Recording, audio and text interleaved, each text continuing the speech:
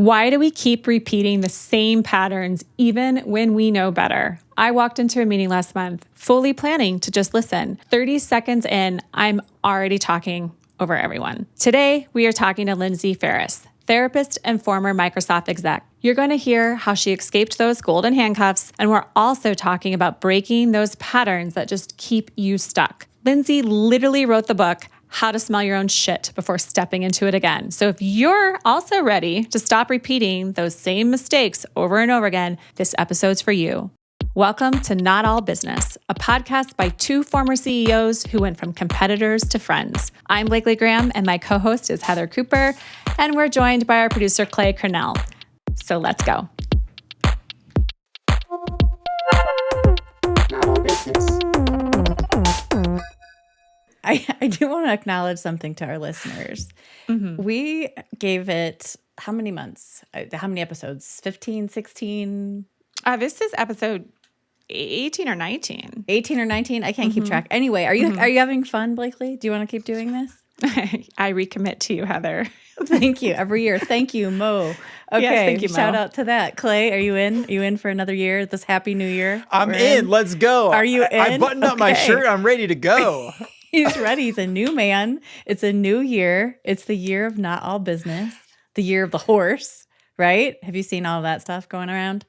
Like last year was the year of the snake, the shedding, whatever. This year's the year of the horse. I don't know a lot about that stuff, but what I will say is we're going to charge forward.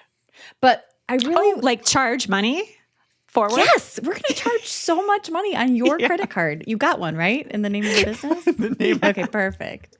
No, I'm serious though. Like I've enjoyed so much as the more episodes we've done, the comments that we've been getting from people, the sticky situations they've been submitting, the fun little banter, like making fun of us, and just like shout out to Tuna Fish Girl who just I was about to say, did you see the Tuna Fish comment? Ground.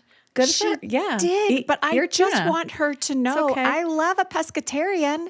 Everybody loves a pescatarian. Okay, can you give some context? What is the tuna fish comment? Well, We said leave your tuna at home. We said we said no tuna in the work kitchen because it smells and it's like airplane rules. And pescatarian said, I disagree. No, she was defending her right to be a pescatarian and thought we were trying to convert her, which I would never try to do. And then she made fun of I'm like claiming all meat eaters, our greasy smell of a hamburger, which she's right. Like, I didn't see that part. Okay, can I read this? Can I read it? Yeah. Oh, you have it? I have it right here. Okay, this is. Yeah. I'm gonna say their screen name. It's Charlie Wiggles Her Ears. Love it. Charlie. Wait, can anyone do that? My mom can do it. Okay. Yeah. Okay, so intense video, kind of like, hey, leave your stuff out of the office microwave. Yeah, it was a sticky situation. It was a sticky situation, but sound advice. I would say the majority of the people agree with this. Yeah. She does not feel this way. This commenter, Charlie Wiggles Your Ears, says, nah, I've been a pescatarian for years. I'm not changing my diet because you all do not like it. I'll be eating my fish right next to you with your giant greasy burger. Deal with it. I love the giant greasy burger so much because I'm not eating a giant greasy burger at work either. That is hilarious. I do stand by. I will. She can eat it. I will probably leave the room. But I think fish kind of is the way to go. I will tell it like not. No, I mean I always love it. Well, because I'm doing this gut health thing, like New Year, New Me thing. Don't worry. It's not like a weight loss, like aspirational bullshit goal. I know you don't believe in resolutions. It's one of these goals that is going to be done by February 1st. You know what the goal let's is? ask her again in 2 weeks, guys. You know what the goal is? The goal is to not grow 2 pant sizes after my first 5 bites of food. That's my goal. My goal is to get out of maternity pants. My kids are 20 and 22. Okay. Every meal, I have this reaction. And so they're telling me eat more fish. They eat more fish, eat less bread. This is not rocket science. This is like caveman kind of stuff. But they have me doing this test, 24-hour test. Caveman is the paleo diet. I think that's eat more meat. I think fish is not usually. I mean, they do. I'm just saying. I don't think it's the caveman. Because there were no lakes. The cavemen weren't fishing. Is that what you're thinking? I'm not saying they didn't also eat fish. I'm just I think saying paleo is. I think it's protein. Paleo, like Yes, paleontology. The paleo diet. You can't eat fish on paleo. You can eat fish on the paleo diet. My Someone's point gonna tell us. was, We're gonna I get don't killed think on eating fish is nicknamed paleo. I was just trying to, whatever. Right. Move on. Okay. I got you. You're eating fish to get rid of your bloat. Is what you're saying. I'm trying so many things. Anyway, the doctor, she keeps saying stupid things like, stop eating processed foods. I'm like, I don't even really eat processed foods. Turns out, yes, I do. Because in this 24 hours where she's like, you can only eat poultry, fish, meat, white rice, and a potato. And I'm really struggling with it because she told me I can't. Now, on a regular day, would I struggle with that? I don't know. But Now, because your doctor and my doctor are going to get in a fight. Like, my doctor would not does your ever doctor let agree. me eat crackers? No, and nor cookies? white rice. Remember what I said? The whiter the bread, the closer to dead. Well, Like, okay, so your doctor's worse. I'm not. No thanks on your doctor. I'm just saying it's only for 24 I'm hours down that I 2 have sizes. to do this. Okay, now you're body shaming me, and I love you, so I'm going to let it pass just this once. But my question is, okay, is it harder when someone tells you you can't do something? Do you want it more? Like, is that what's happening to me? Like, I'm walking by my pantry going, I can't have bread, but now I really want it. But they told me I can't have it. Is that like a psychological thing? Yeah, we'll have to ask our guest that question. That definitely sounds like some kind of therapy diagnosis. Can I issue. weigh in before the Yes. therapist just to get my take out of the way? Yes, just a man on the street take. Yes. What do you say, Yeah. Clay? Yeah. Okay. Man on the street take is Heather. You do not like being told what to do, what you put to do, or what you cannot do. So that's true. more than like a man on the street take. That's like, I've known you for a long time and I'm going to call you on your shit take. And she's going to come after you today, Clay. You are not safe today. Okay. Except he's totally right. But that's the I thing. do Is not that like know being it, told but we what to wouldn't do. say it, Heather. no one's trying to say change. it. I'm not trying to change you.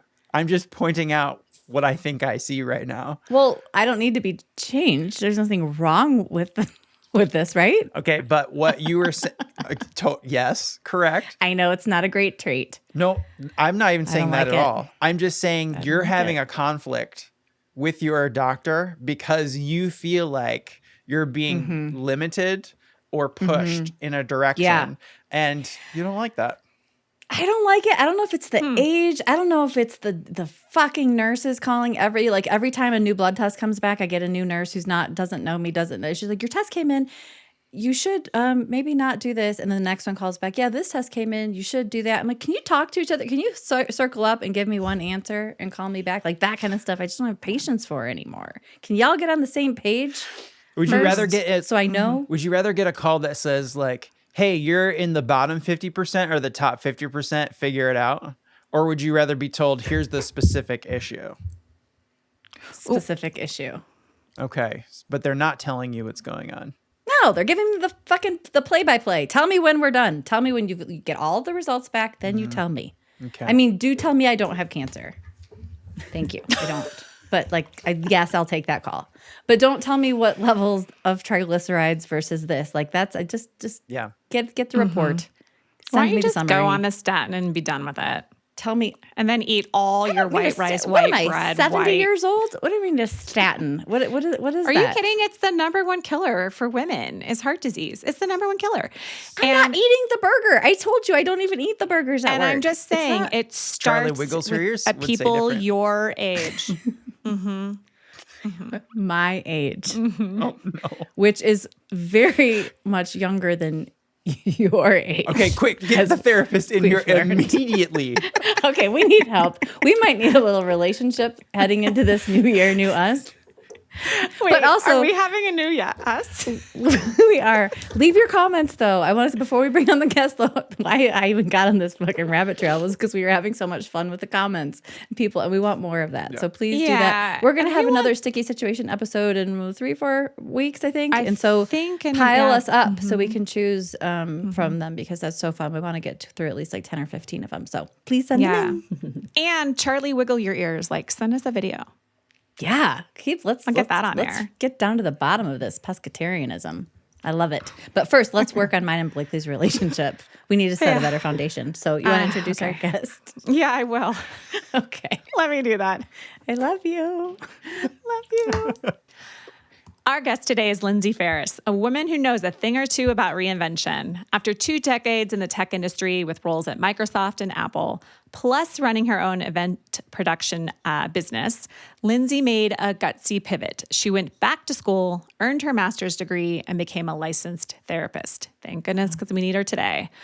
Today, she owns Talk, Heal, Thrive, a thriving group therapy practice in Washington State, and recently launched Brain Genome, a pharmacogenomics platform, basically using your DNA to understand how your body responds to mental health medications. So cool. She's also the newly published author of How to Smell Your Own Shit Before Stepping Into It Again. Lindsey, welcome to Not All Business.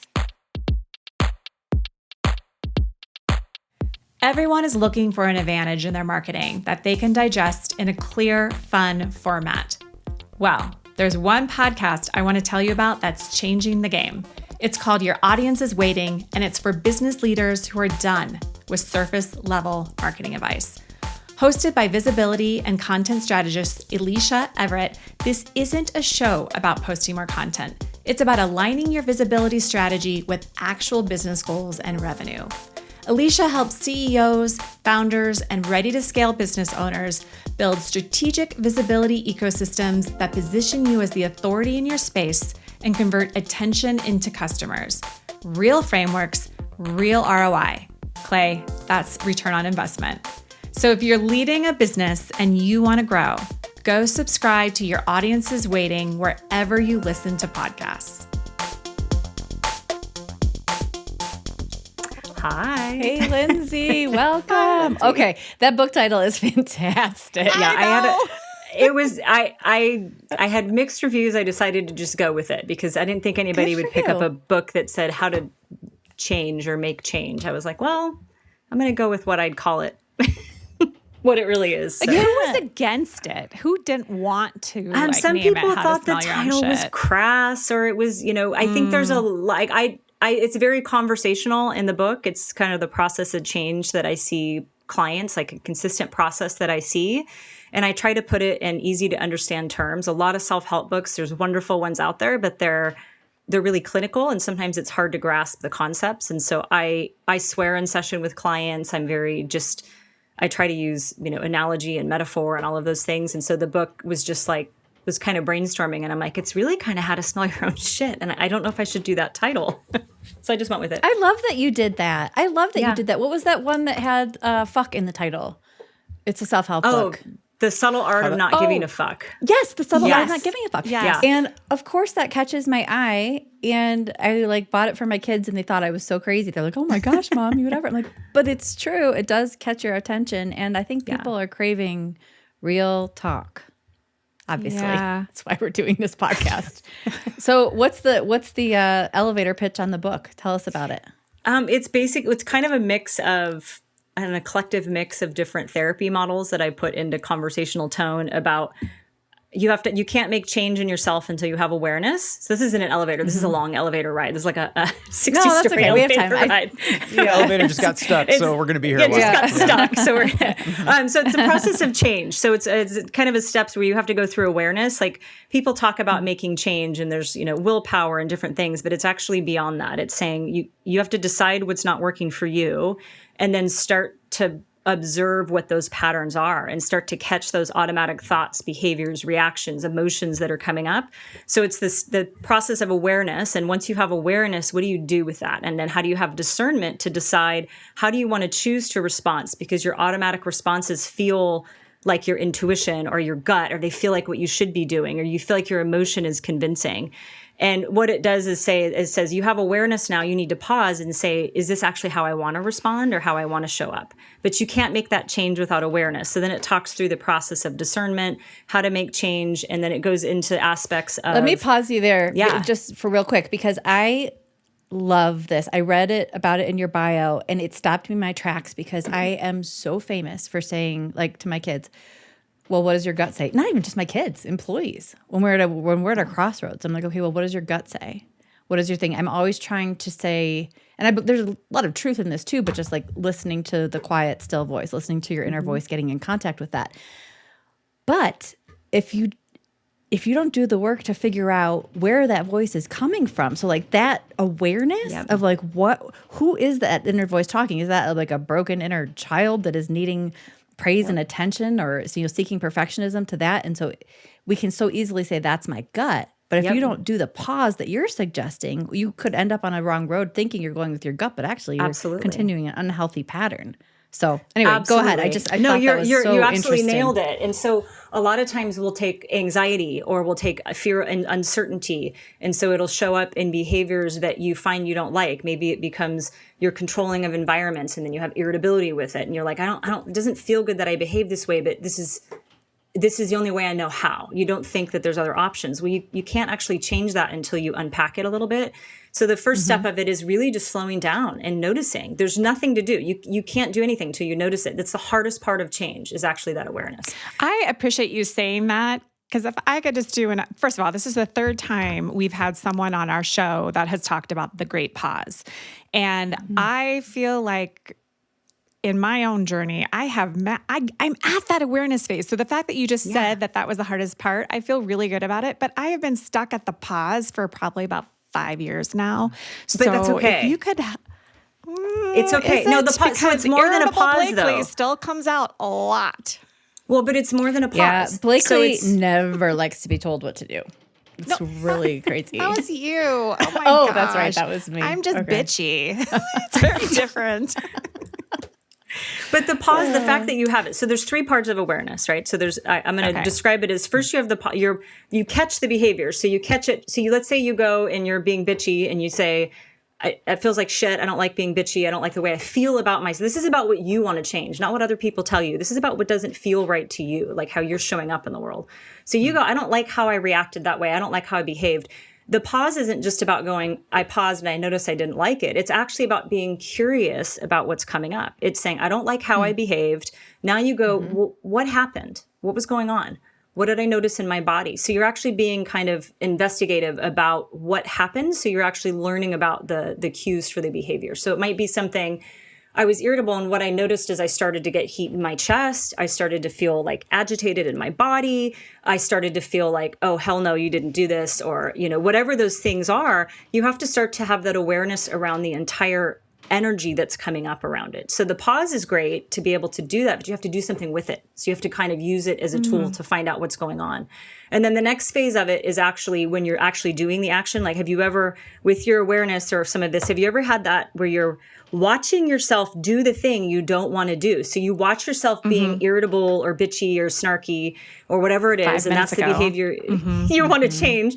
And you're doing it, and there's this little part of you going, like you're falling, and you're going, I'm doing it, and I don't know how to stop it, but I'm in the process of doing it. Does this resonate at all? Yes. I did. I literally did that 10 minutes ago, right before the podcast, because my son, lovely, he stops in once in a while, home from the mountain, and I have 3 things that I really need to hear from him. And I know I have 15 minutes. And so instead of just listening to him and he's like, and I did this really jump and it was really cool, I'm just like, yeah, but did you get your license plates sorted out? Like, cause I got you for this, and I need to know because I got to get the insurance. And I'm like, cool jump. And I actually do care about the jump, and I know better that if, in 10 years, I'm not going to remember if he got his license plate thing fixed or not. It's going to be, did I listen to him? Did he feel heard? Did he feel loved? And as I'm telling myself to appreciate and listen to the story, I'm saying, okay, that's cool, but can we pause for a minute? And did you get the like I'm actively doing exactly what I know I shouldn't. You're going through it, and you're like, I'm literally like, what's happening right now? I'm doing the thing that I'm. So that's actually what I call phase 2 of awareness. When you can start seeing it happening, you can't catch it early enough because you're in autopilot. That's actually the second phase of awareness. And so then the third phase is actually starting to catch the nuances before you do it. So if you have awareness while you're doing it, you want to get curious about it. So you did the thing, and then you break it down the same way you did with the pause after. So all of these are actually they're instrumental in how you make change, because you can't make change if you don't know where to insert new behavior. And change is uncomfortable. And you do think when you make change behavior, you're going to do something where you don't do the snarky comment or don't tell your son to do the thing they want. And you're going to likely have a reaction in your body that's like, this is not what I should be doing. I should be responding in the way that I always do, because your body and your nervous system is used to responding the same way. So you have to have the awareness enough to catch it before you do the behavior. So it's actually a good sign. The next step would be to slow it down and see if you can start leading up to it. And then you pause and make a discerning choice. How do I want to respond to this? Even though I feel like I want to do this other thing, I'm going to choose to respond a different way and sit in the discomfort of that choice. And so that's where that final step of awareness is catching it, where you can actually make a different choice. Well, I love how you're saying you can't make change until you can insert the new behavior. And so is that something that you're deciding ahead of time? Is that something that's on the fly? Like how are you knowing what behavior to insert? Like, am I running through that? Like, should I just be quiet? Should I or is that like something you go into it with a plan? Like, when I want to control the situation, I need to do X. Like, well, you probably, if you think about it intuitively, let me ask you, in that circumstance, what would feel more aligned to you and how you want to show up if you were to just think of that example? Just not worry about the license plate thing and just listen to his story, knowing that I have 15 more minutes to spend with him and I don't know when I'll see him again. So just listen and be present and not worry about So you already know what it is. So that pause of catching it, it's like, it's essentially, we just did that exercise of recognizing what happened. And you just said, you already know innately how you'd prefer to respond or how you'd prefer to show up. So you take that and you go, okay, I just learned. So self-compassion is huge here. There's nothing wrong with what you're doing in your response. It's just learned patterns of how you react to the environment. But you're saying, I don't like the way that makes me feel. I don't like how I'm responding. And I want to show up where I'm listening and more present. So the next time this comes up, you've already said that that's what you want to do. You notice it. And if you're able to catch it, you're going, okay, I want to show up where I'm a little bit more present in this environment. It takes several times. Okay, I'm a slow learner. So I literally had to have my therapist, this is years ago, I'd have my therapist write down a script for me because I'm slow, slower than any of my clients at this. So I'm better now because I've learned it. But you really have to be able to catch that and you can do a quick check. How would I prefer to respond? How would the authentic version of myself want to respond right now? And that's going to give you your true answer. Not the anxiety. That's where that discerning comes in. Not the pissed off or the urgency. Like that's my urgency. And that's why I say the awareness is important. He's going to get a ticket. My fear's talking, my anxiety's talking, but really how I want to show up right now is more authentic. And I'm going to behave. I'm essentially what I call is walking the walk. You behave in the way that you want to behave while you still have that little shitty voice on your shoulder telling you should say the other things or the anxiety talking at you. And you choose to respond in a way that's the way that you want to show up in the world. And the more that you do that, you're actively rewiring. You have the neuroplasticity concept. You're actively rewiring a new way of responding. So the first few times you do it is the hardest. In time, it starts to become easier. That crappy voice starts to get less. That old way of behaving starts to get less. And you start creating these new pathways that respond differently. So the first times that you do it are the hardest. When you're triggered, when you're tired, when you're activated, when stress is happening, all of that stuff is you're more likely to revert to old. I'm hungry because I haven't had any crackers or anything. Well, I definitely have crackers. Eat your tuna. They have tuna fish cracker kits at the store. You should just go with that. I know. She just eats it from the can, Lindsey. All I know is what if we embark on this rewiring? What if Lindsey's our little person on the shoulder and goes through our show and we pause and we take back all of our snarky? What kind of show would this be? Anyway. This is what I picture. Shut up. Just kidding. I don't want to grow right now. I want to react the way I want to react. So Lindsey, I just don't understand how you have not been doing this your whole life, because this is just coming off of you it's just so secondhand. You're obviously so good at what you do. Yet I know, just not that long ago, you were doing something completely different. You were working at Microsoft, your events. I remember COVID happened, but I also remember you talking about golden handcuffs, feeling like you couldn't leave. Walk us through that story, because this Lindsey feels very different from that Lindsey. Well, Lindsay's done a lot of her own therapy. So I had to go through I feel like I got a lot of my degree in my own, my own humbling life experiences. But I was in tech since the mid 90s, late 90s, Microsoft. I did a little bit of Apple, came back to Microsoft in the mid 2000. Can we say mid 2000 zeros? I guess would be the way to say that. Yeah. The zeros, not the teens. Odds? Yeah. A long time ago, 20 years ago. And so I was there and then I left and started a consulting gig. And what I found a lot of times, I loved early in my career, it was great. I had the energy, the motivation, the passion. I didn't have kids yet. I loved being in tech. It was wonderful. I enjoyed, the late nights, the working hard. The event industry was a really cool space to be in. And then when I started my business with another woman that was a production company working in tech, I found I tend to like to build things. I like the challenge of building and learning and growing. And I found about 3 or 4 years into that, so about a decade ago, I started feeling. So, you work in tech. I know both Blakely and Heather, you have that. You can make good money in that, right? So it's hard to think about changing careers, and I had wanted to look at being a therapist since I was in college in the early 90s, mid 90s. And I knew it was a later in life thing. I would have fucked people up if I was a therapist in my 20s. I needed to It is true, though. I don't mean that. I needed to grow. Well, on the therapy note, so you're in business all of these years. Mm-hmm.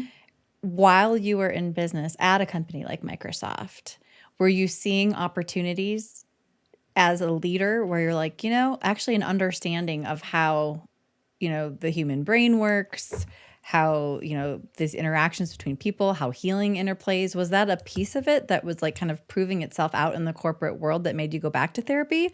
Or did you just want something completely different? It was more, I had my own struggles, my own demons, my own things I was facing and doing my own therapy work and my own growth because I struggled with, my level of anxiety was so intense. So a lot of my drive came from my anxiety. And so I was kind of anxiety laden. I was motivated by that anxiety. It fueled me. I struggled with social anxiety or different things where, or people all growing pleasing. Up or just around work? Around, work and social environments, that idea of wanting to, do a good job or overachieve or some of this aspect. Type A, a lot of people I find in the tech environment, you see a lot of that, type A personalities that are really driven. And oftentimes, not all the time, it can be driven from whether it's an anxiety or a sense of proving yourself. And it comes from motivation that can become unhealthy because you don't have balance in other ways. I struggled just being kind of calm or quiet. I found that I struggled because my mind would race, or I'd struggle with not almost being so busy with work. And the tech environment was perfect for that. When I shifted to my other company or my consulting business or event production company, I found as we were growing that business, I was continuing to do my own work, and I started really questioning that the level. So when I talked earlier about awareness, the level of anxiety that I had, I was like, this isn't sustainable. I was getting colds all the time. I was tired all the. I'm still tired all the time. Ever since I became a mom, I've been tired. We're not going to blame that, but I was more tired. I was anxious all the time. And so I just knew, I started really questioning if that's a way of living. And you had a great question about golden handcuffs. What I started finding was I felt stuck because I made an income level that was great. I made a good income. And then when I thought about being a therapist, it felt really defeating because I was like, it's really hard to make a livable wage really as a therapist. If you're a solo therapist, you're working a lot more hours than that you can get burnout. And so I just found myself basing what the next option would be on money and finances, which is a very real thing to have to base things on. And then I would just get defeated. And so over years, I called it kind of sucking the life out of me, where I just felt unmotivated a lot of times with work. I felt lost in what I wanted to do. And I just kind of kept doing my own work around, and I started getting better tools for anxiety. I started learning how to have that awareness, learning how to have that discernment. And then I started going, this isn't authentically me. And how can I figure out how to do something that is more aligned with me and where I want to go in my life? And then the pandemic ended up kind of forcing my hand. I had started school privately. I didn't want to tell anybody I was doing it because I was like, I don't even know if I want to finish this. I'm just going to try it. And then the pandemic hit, shut down all events forever, everywhere, it seemed like. And so I just threw myself into school, and it was really a blessing. I love it. And so part of being a therapist now is I get to be in the space all the time. And so I've done a lot of my own growth just with with that aspect. But I had to figure in many ways out of fear. I lost my company. I'm a single mom. I had to figure out how to make therapy work for me in a way that I could afford living as a single parent in Seattle with 2 kids that are about to go off to college. And so I used my business skills and started a group practice and made it work for me. But there was definitely a period of about 6 to 8 years where I felt, dead inside's a little dramatic, but I felt just stuck. No, I get that. It was just a defeating feeling. Well, I mean, how unfortunate for so many who don't have like the business side of it. I just think about all of the good therapists and the good teachers and just all the people I want to see out there helping us and who cannot do it because of all the reasons you just said, being a single mom or just the expenses. And I don't know. I just want to point out that I'm not a fan of the tech disparity in that way. Yeah. I also want to say you're a hustler too. Like you didn't just do your therapy group practice to make to make up for the tech salary. You, I think, have probably had. I had to guess. Let's all guess how many businesses Lindsey has started. I'm gonna say 14, 13. 13 businesses? Yeah. That's a lot of businesses. Yeah, I think so. I was gonna say 6. 6 is a lot. Do you know how many, Lindsey? Let me, if I, Not to be confused with ideas, because that's probably more like No, but things that I put. I mean, are we talking about like GoDaddy domains? Because I've got like 50 of those. Do you? No, these are things that how about something that I've made some revenue off of, whether I. There you go. Good like prop, okay, so let me think. Customers. I've got probably about 8 or 9, if I can, Yeah. Not far. But I want to talk about the one where when I first met you, it was like somewhere after COVID, you started an Etsy shop and it was t-shirts. And the t-shirts I had all different things. They ended up to be like mental health t-shirts. They were super funny, but cool sayings. But I just remember you had this one t-shirt that Meghan Markle wore and you went viral. Yep. Oh, really? Yeah. That's amazing. Which one was it? It was an RBG shirt. So when she passed away, I made a shirt, just like an old a Gen X style block lettering, like athletic shirt. That. Yeah. So it was just a block letter shirt. You probably saw it on Meghan Markle. I probably did. I love RBG. Yeah. And so it was just a great kind of like ice blue color and just a simple tee. And her PR team, I guess, bought it and she wore it and I had a lot of sales from it. So. Yeah. That's incredible. That is incredible. My t-shirt business was called Mother Shuckers. I love that. That's good. Way more inventive than mine. And it was about oysters and, just like mother shucking good and like all. I never did anything with it. Those were the ideas. It's all in here. It's all in the phone. Don't take that one. I want to know how being a therapist has impacted the way you lead. So you've built this big practice now. So how much of your time is spent, I guess, 2-part question, how much of your time is spent kind of leading and running the business versus being in session? And then how has all of your knowledge as a therapist impacted the way you lead your huge team of people? That's a great question. What I find the most, so I'm about 75-25 or 80-20. I'm about 80% running the business, about 20% clients or supervision. Wow, that's more than I thought. I don't know why. Because I don't know and so business, I've got that's a lot. It is, and it's not I'm at about 30 clinicians now, and so it's getting to where it's getting harder to manage. But I really like working with clients. I think it's important that I have that connection to be able to run. It's kind of like knowing the business to be able to run it and understand what therapists are going through and all of those things, because I think I'd lose touch with some of that if I didn't.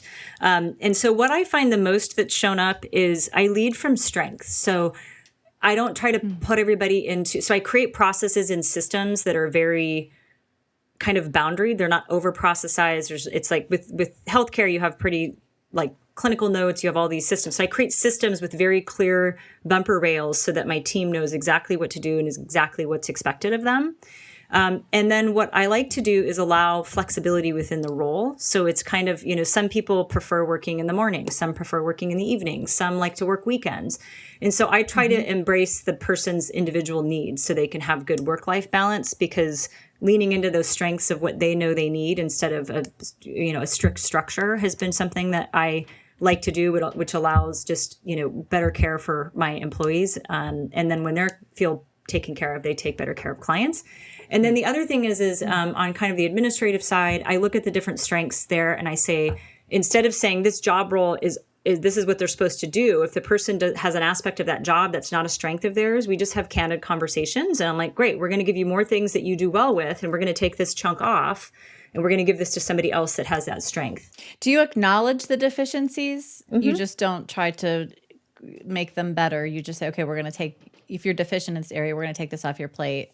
And have you focus on the strengths. Focus on the strengths. And then they get to really do the things well that they do. And I don't try to pigeonhole into a job description, because a lot of times you'll find different skill sets are needed. And some people can do those, but there's usually areas you look and you go, this person's a great hire. They're doing a great job in these ways. How do I give them more things they do great at, instead of trying to have them spend energy or feel crappy about themselves because they're not good at reports, or I don't know. But, and so it's kind of looking at, how do you really embrace strengths, and how do you really allow people to focus on that? And as long as there's enough of that in there, you can really allow them to blossom in that type of role. So are these an analysis? Sorry, is there an analysis that you're taking them through to figure out and analyze what their strengths and weaknesses are? Or are these just kind of self-proclaimed strengths and weaknesses? These are just, what I'll see is I'll go, okay, I'm noticing that this is on your job list. I'm noticing this isn't getting done, but you're doing these other things really well.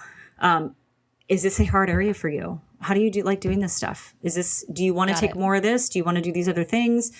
Do we need to get somebody to support this part of it? There's other people. So when I hire different strengths. So everybody's got kind of complementary strengths initially. So you can kind of move some of the tasks around.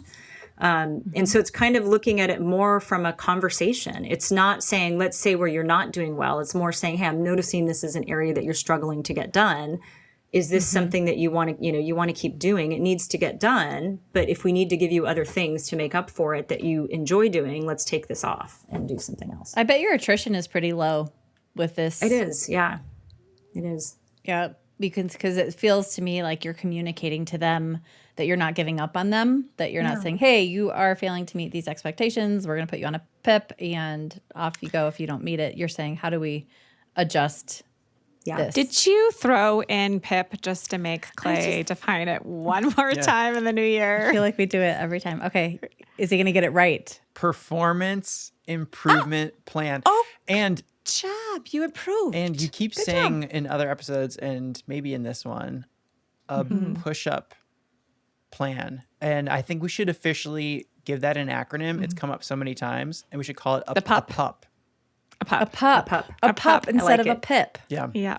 And if you're in Blakely's house, you could be on both at the same time, because she makes her kids do push-ups when they fail. Right? True. Don't you do that? So I make my son do push-ups when he swears, because it's not like your book where, it's a title and it's kind of like clickbait fun. He swears every other word, and it's really ear exhausting. And then I make my daughter do push-ups when she says I'm sorry, because she has long female conditioning that needs to be broken. So they're very strong, very strong. They swear a lot and say sorry a lot. All right, I'm in. The PUP works. The PUP on the PIP. Okay, That's a good plan. I've done that with my kids. Whenever we do like outdoor activities and they get frustrated, I make them speak in a British accent. You do not. Oh, you can't get mad. I'm like, you can't do that. You have to speak in a British accent if you're going to complain. What? Can I use that in my marriage? Yeah. They're whining about something, or it's like, I'll be like, well, you need to, we haven't done it as much lately because I'm so busy. You'll be I'll like, you have to complain in a British accent. You can't complain without like laughing if you're trying to speak British. Blakely, you are not allowed to ask me how many guests we have scheduled for Q1 without, like, you have to say it in a British accent. You can't be like, did you get your shit done yet? You're about to go on a PIP because we're not like full yet? I can't hear you because you're not speaking in a British accent. Oh, Heather. See, you can't do it without laughing. So when they're complaining, this is when they were littler. Now they're onto me. But it was pretty funny. Did you get on your Harry Potter voice? Okay, there we go. We got a little something going. Just because lined up. Wait, no, now I'm like getting Southern. Well, actors It just went wrong. Actors do this thing where they have like a phrase that gets them into the accent. Right. Yeah. Okay. Right. Like for Australian, mine was Simon and Liz Pounder. They were our friends and they talked like that. Blakely, where are we at with that marketing? I need to like Marketing. reposition myself here. The media kit, Blakely. Where we at on the marketing? Is that Where we at on the York? marketing? where we at on the marketing? You did a good job. Okay. I'm impressed. I Oh my gosh. It's not my thing. really bad. I think you did great when British. You know, you really killed the Southern. That was really good. Texas when one you was impressive. The Texas one. Yeah. So you can ask me in your Texas accent to update my project plan. You betcha. I don't even know how to do it anymore. I thought you just called me a bitch, and then things were going to get elevated. But you Then said we you could break in betcha. and say, let's have awareness. How are you doing, Heather? Are you feeling elevated? What's happening? Bobblehead. Feeling Take very a breath. aware What did you right notice now. coming up in your body? What did you say? What did you Very want to aware. say? No, I'm just kidding.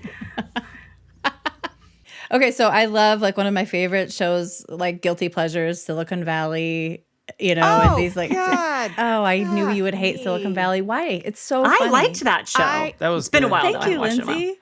Were you watching it though when you were in tech? Yeah. For me, it was the very first episode when like, and we're gonna change the world. If I world. hear one more, that's what's I gonna would be like on to my laugh t-shirt. at it, Are you though. gonna change the world? I It's was such so bullshit. in it that we were like saying, okay, you're this guy, you're this guy. Like we were like looking at our company. I had to turn it off within the first 30 seconds because I was so in it. I thought I was going to hurt myself. If I had Were to you watch, getting like, how activated watching ridiculous. this? I'm activated talking about it.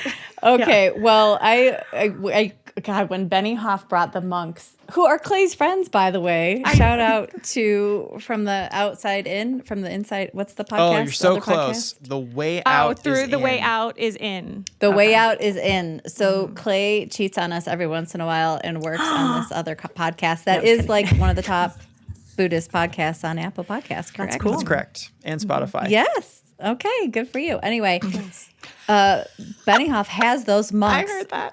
come Good for you. to Dreamforce every year. Yes, he did. So, but that just reminded me of the guy in Silicon Valley who has the the guru always in his office. So they make fun of it. But I will, as a C-suite, as an executive leader, I want to ask Lindsay, is that valid? Like the therapy at that level, is that a necessity? Would you say they need to be spending time, even if it's on the clock, with a therapist to do their job well? Yes. I mean, I'm a therapist. Yes. And but I look at like my life is completely different in the way that I manage my emotions, how I lead, how I interact with people because of the therapy I've done. And it's something that with leaders, it can start to help. The self-awareness is so important, and to process the weight that they carry, the stress that they carry, their interpersonal reactions, all of that stuff is so important. And therapies, I mean, I think it absolutely should be part of their repertoire. I agree. And actually, at our company, we would have like a health and wellness reimbursement where we'd encourage it to be used on therapy or at least like a gym membership or something. But it couldn't be, it had to be something better for your mind. That's awesome. You know what I thought was really interesting, something I just saw recently? There's a private equity firm in town, and they provide a couples counseling benefit to all of their business owners of all their portfolio companies. And I'm like, that's interesting. Because I can understand therapy to become a leader, but no, they recognize just the intense nature of entrepreneurs and founders and what it can do on their relationships. Yeah. And so they pay for marriage counseling. I'm like, that's that awesome. It's genius. Brilliant. Really wonderful. It's brilliant genius. benefit. It is. Yeah. Well, that's the system supporting them. I mean, it's they come home, and that if that is supportive, if they're able to show up, if they're able to understand, I mean, that's huge. Yeah, it's really huge. We would always include significant others as much as we possibly could to honor them, bring them in, get to know them for that exact reason, Lindsay. It's so important to look at that as a package. So I know we're running short on time, but you have created yet another business, and it sounds like the coolest of them all. And so tell us about like what you're doing and why? Like, why are you doing it? So about a decade ago, I did genetic testing and was fascinated with the idea of how genetics impact your medications, because you see people go through, especially with psychiatric meds, where they're struggling and they're trying multiple meds and they have to go through the side effects. And then if you're a teenager or a young adult, you don't know yourself enough to know if it's the meds or not, right? You kind of don't. Yeah. So then it's parents looking at it, looking for side. So it's really complex. And so this idea of saying, I want to look at my genes and the medications. Well, there's sites out there that'll do DNA testing and give you results. So I did some of those out of curiosity, and a lot of them have like color coding, or they'll tell you what to take, what not to take. But I wanted to know why. I wanted to go, well, how did we get here? Why does this one respond that way? So essentially with vibe coding and where AI is at today, I was able to take this like 10-year idea and build it, and essentially take all the available research and validate research and audit the research and make sure it was industry standard with how it's presented, and allow you to take your existing DNA test. So you don't have to go to one of these companies and get a new test. You can actually use the data that you already have. And then I only scrape the data that is relevant to the testing that we're doing. So you can't identify you. And it's you mean privacy DNA focused. sites like Ancestry, 23andMe, like a lot of people have already, they probably got this for Christmas, right? Exactly. So you just get the data you already have, because these other companies want you to pay multiple hundreds of dollars or insurance or go through your doctor to get a test to then get a result that's kind of black box algorithm. So I wanted to create something that I wanted, basically, was like, I want something that's transparent, that helps me understand the research, that shows me what side effects might be impacted by my genes, what new research is coming that might not be clinically relevant, but I can kind of see where it's going to see if I can relate to it and talk with my doctor about it. So I was able to create it, and I totally nerded out on it, and I'm having fun with it. So I just launched it like 3 days ago. And so essentially you get a report. I just launched it. Yeah. So you get a report that you can take to your doctor and speak in an intelligent way about what the research says, what you're curious about, and also how your genes are showing up to interact with other drugs. So it's not kind of this trial and error. The hope is that people will have more informed conversations. So it was very long-winded, so you can cut out as much as you want, but that's what it is. I'm about to sign right up. I'm about to go on here. I'm about to sign up. I'm going to take a long report to my doctor and be like, okay, now let's have a conversation, girl. Yeah. Well, how detailed can it get, though? Like, if I am considering going on an antidepressant and, you have SSRIs and there's like a gazillion of them, is that the level of detail? It's like, Blakely, your genes are saying no to Prozac, but yes to Lexapro, the CEO drug of choice, right? Like, is that what it's saying? Yes and no. So I can't, because I'm not a doctor, I can't go and make prescriptive, right? So this isn't at the FDA level.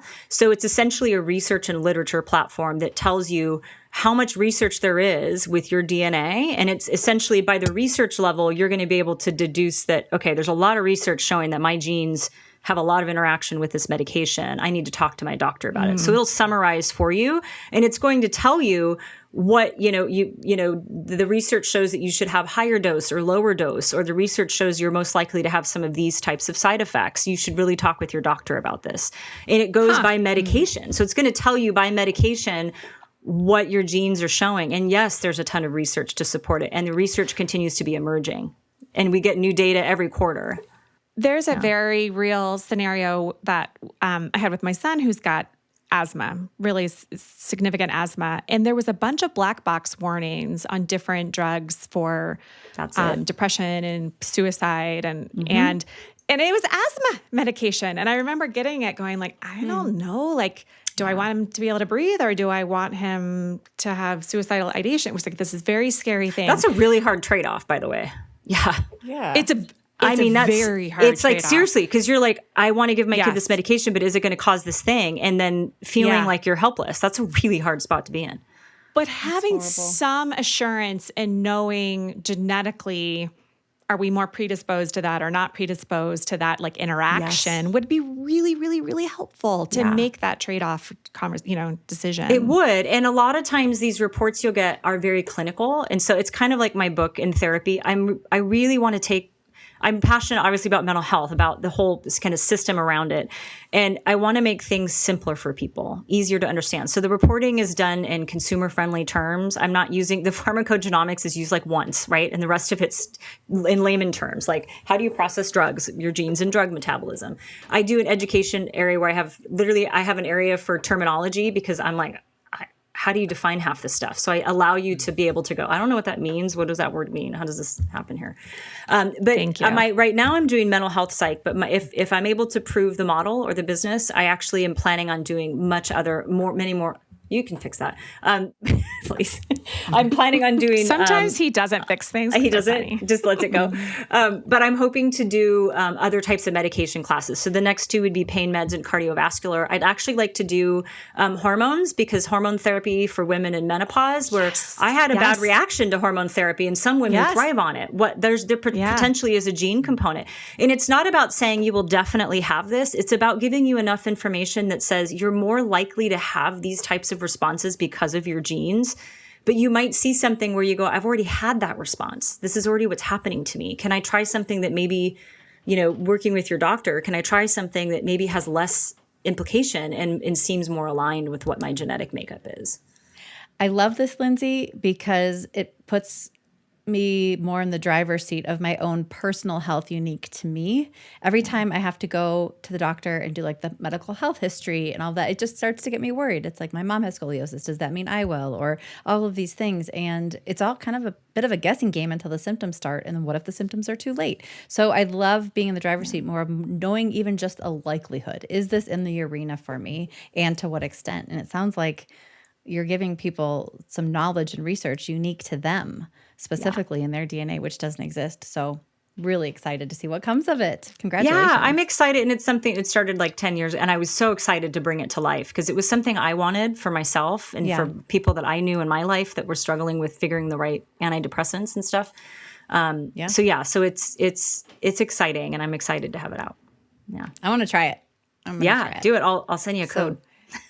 Thank you. Yes. All right. Code in. Oh, you mean just for Heather?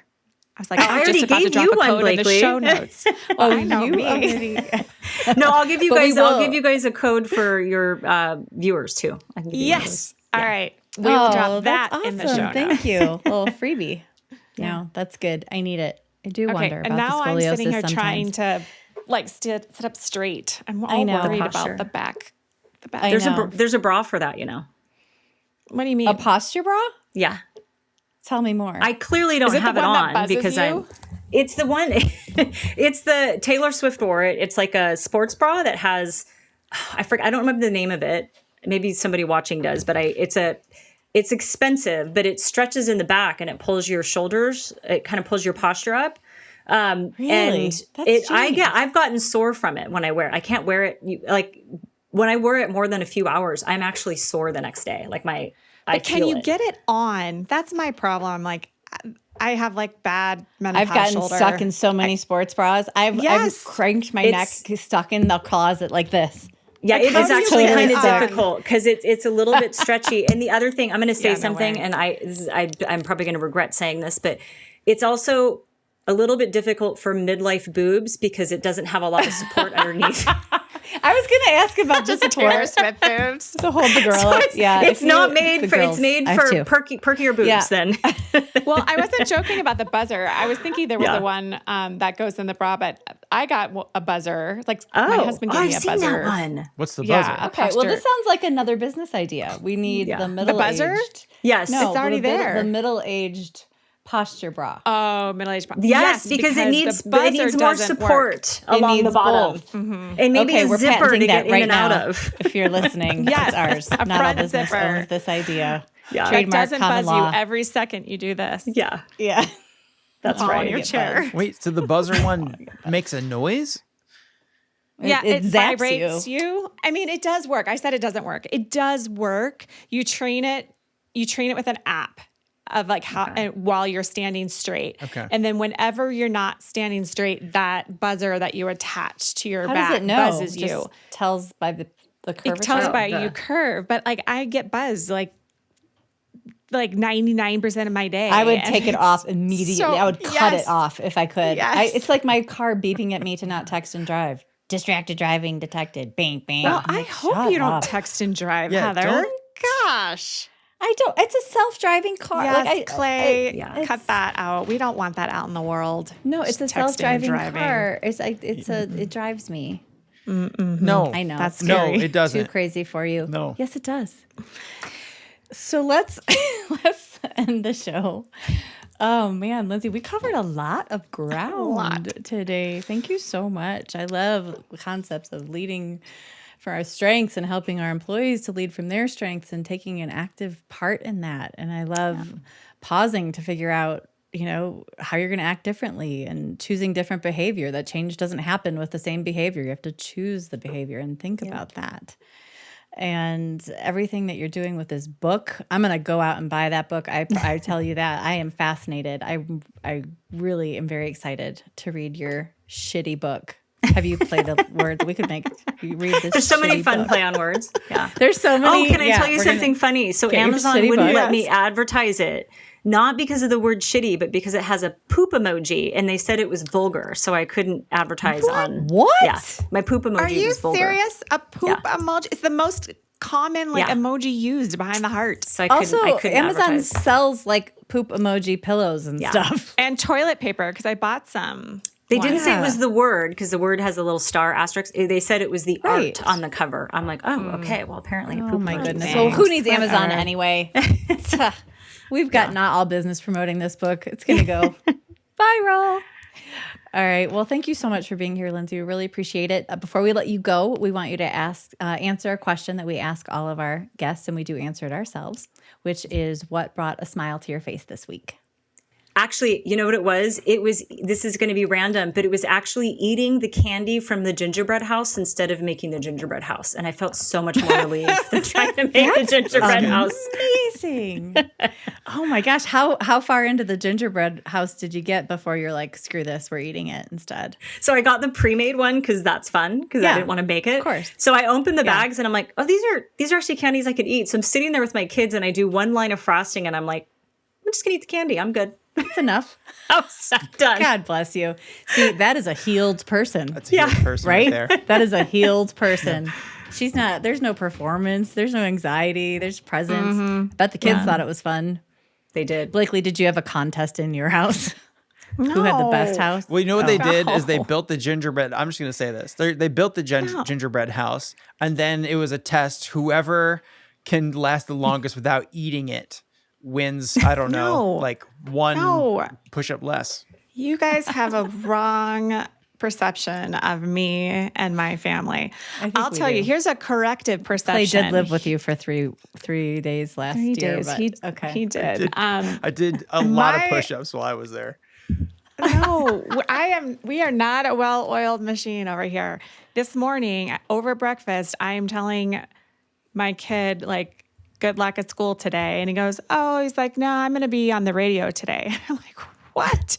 He's like, yeah, we're going on a field trip and we're going to go down to Denver and we're going to play on the radio, his jazz band. And this is what I mean by not a well-oiled machine. I never know what is going on with these kids. Never. That's a boy. That's not you. That's 5 him. minutes before school, he's like, I'm going to a radio station. Anyway. That's normal.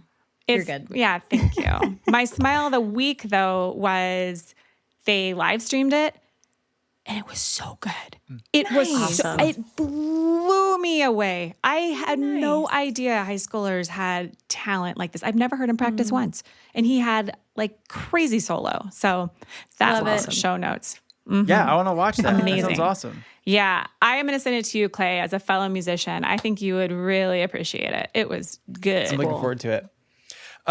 Speaking of music, I got a text. My smile of the week is I got a text from my son's dance teacher that said, "Hello, Emrys is the dynamic dancer of the week at his school." This kid gets a lot of awards. I know. I was like, whoa. does. So his photo is hung up. A big one is hung up in the hallway, and it says "Dynamic Dancer of the Week."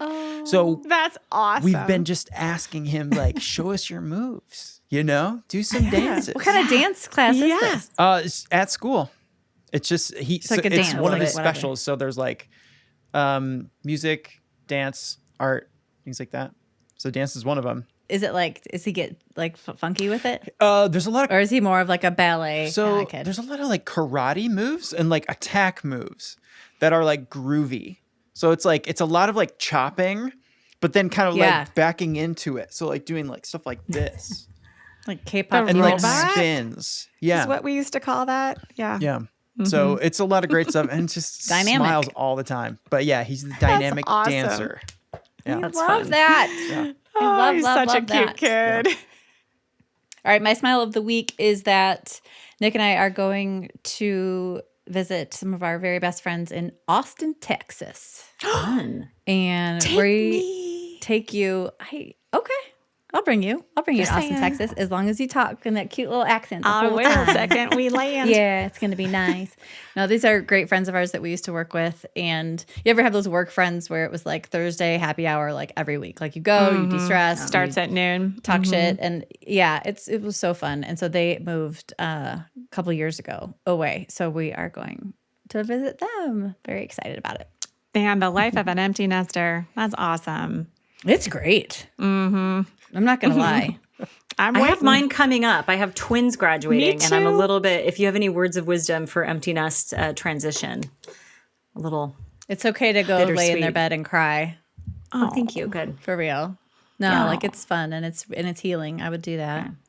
My girlfriend that just dropped her kid off at college said, make sure you drop them off and then you go fly somewhere and like have a fun weekend. Okay, I that's good. agree with that, except if they are out of state, I would recommend that you go there and then you say goodbye to them and then you still stay in the city for another 24 hours. You don't even have to tell them that you're staying in the city, but you just don't know how it's going to go. And if you're already on a plane out of there and something happens, I like that. or that I got advice from Jody. She was the executive at CSU. That was one of her tips. And for my kid who went to Utah, it was a good thing that I was Good. there a That's little good. bit longer. Yeah. Good tips. Yeah. All right. Well, I think this wraps it up for this Happy New Year, first of 2026 episode. So I hope everybody is going crazy on those resolutions. Blakely, we didn't get to yours. I know you have a long list. We'll check in at the end of January still if you're doing any of it. Thanks again to Lindsey. I'm sorry to interrupt. What? I feel like Blakely is like, I will never make a resolution. You shouldn't make a resolution. Break yourself of resolutions. You know what that is, Blakely? Amen. What's that? It's a resolution. All right. So there you go. Deal with that, motherfucker. Okay. Thank you, Lindsey, so much for being here. We've got all of your information about your new business and your book. And don't forget about that code that Lindsey is generously handing out. That will all be I'm in so the show excited notes. for that. And yeah, please don't forget to subscribe to the show. We love having you, and we'll see you next time. Oh, and don't forget Miss Wiggle Ears. Send us a video. Oh, yeah. Charlie wiggles her ears. Charlie wiggles her ears. I love that name. Love her. I love her. It's good. All right. Thank you, Lindsey. Bye, everyone. Bye.